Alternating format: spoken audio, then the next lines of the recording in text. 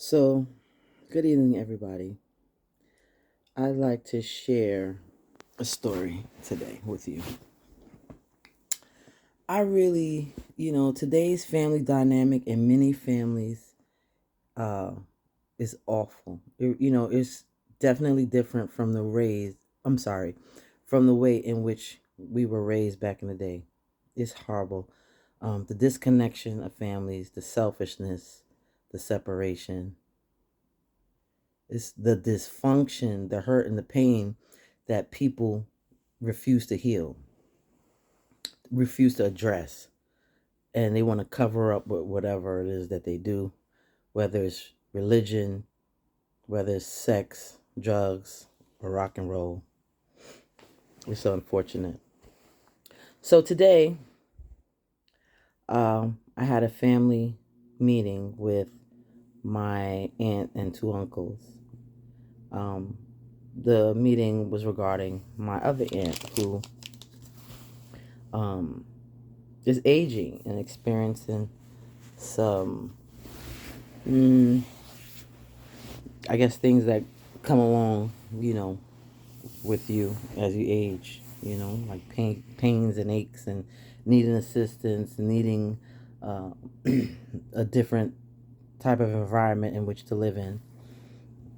So we're having this conversation.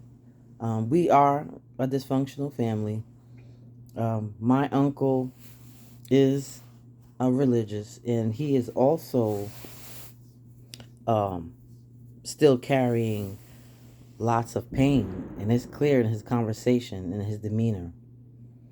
So my aunt asked me to basically be a part of the conversation without her and just to speak on her behalf and to fill them in. So I was trying to paint a picture for them as to what she's experiencing. So I'm saying, she's she's feeling, humiliated. She's feeling alone. She's feeling hurt. She's feeling defeated. You know, she couldn't walk very much, and it was a lot. And I said, one of her friends asked her, "Well, where was your where's your family?" Because everyone that was helping her up physically in the physical up until that point was a friend, and so that's all I simply said. So I'm painting a picture so that you can visualize, so that you can have some sympathy, so that you can have some empathy for your loved one.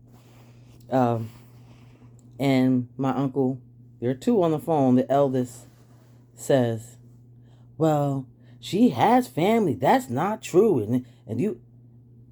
So I said, "Uncle Michael, that wasn't a dig. I'm just, explaining to you. Well, at least I was trying to explain to him how she felt at that moment, that isolated moment, that hour, that second, that minute, not overall."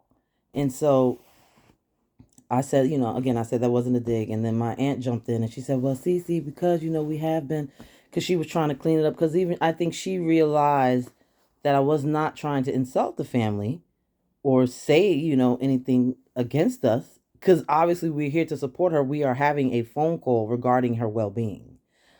So I just said to her, you know, I was just very honest, Auntie. No need to clean it up. He misunderstood, and we kept it moving.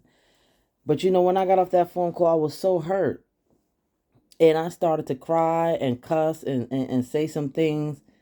And then after a while, I just started to laugh because I realized, because he was ready to be combative. And first of all, I am the wrong person to be combative with, because I'll argue you under the table. You'd be sorry you even opened your mouth, okay, when I'm done.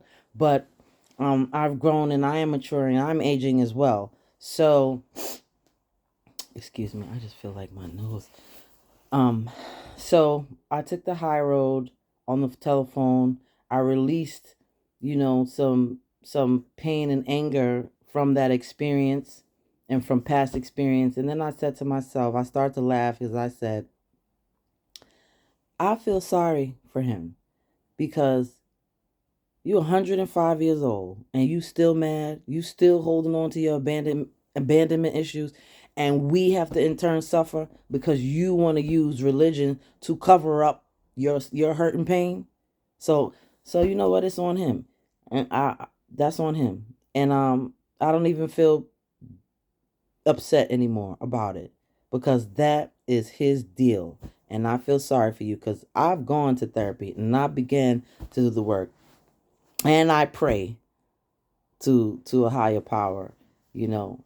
So, but I'm not just using one resource to resolve my issues, and I wouldn't dare. And I'm if I ever have, you know, I apologize to any of my family, to my children especially, if I have uh, taken out my hurt and pain and anger on you, because it's not yours. I've taken it back and I'm destroying it and dealing with it on my own, because it shouldn't. I shouldn't uh, behave in a way that my crap, my baggage impacts someone else's life negatively, impacts their emotions, and creates hurt, pain, and anger for them. That is so selfish. So, Uncle, I love you anyhow, and I'm gonna pray for you because I know that's your thing. And I'm just praying for the family dynamic, period, because I'm not the only one in the world going through this. A lot of families are so distant. Everyone is living in different states, and everyone is working 2, 3, 4, 5 jobs again. You know, trying to survive, and we don't know our relatives again. You know, COVID is gone. It's a wrap. So we're back in the rat race. You know, it's just. And let me tell you a little piece about that conversation as well.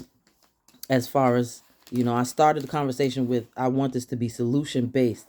And I just had to be quiet because I listened to older people say, well, she said her last.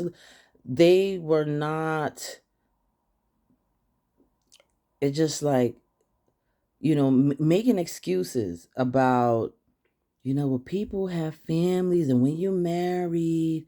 And I didn't even take that any kind of way because I'm not married, but I have a life. I work all day long, you know, to earn a living. I have 2 children. I have a business. So I am absolutely very busy. But when I got the phone call from my aunt crying profusely, I made the time. And we all know that we can make the time for what we want to make the time for. What I wanted to say is, you know, we need to be mimicking what my grandmother modeled for us that was positive. And one of those things was she was a humanitarian. She was a familyitarian.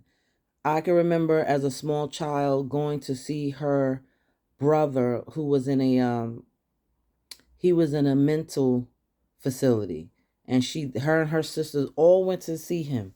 Maybe, I don't know if it was every Sunday. You know, I was young, probably was 5, 6 years old. Brought him candy and brought him clothes. I could remember traveling um, on to family reunions, and my grandmother going and visit, you know, family members, and, you know, being helpful. But we are so selfish, and you want to uh talk about Jesus all the time and talk about Christianity.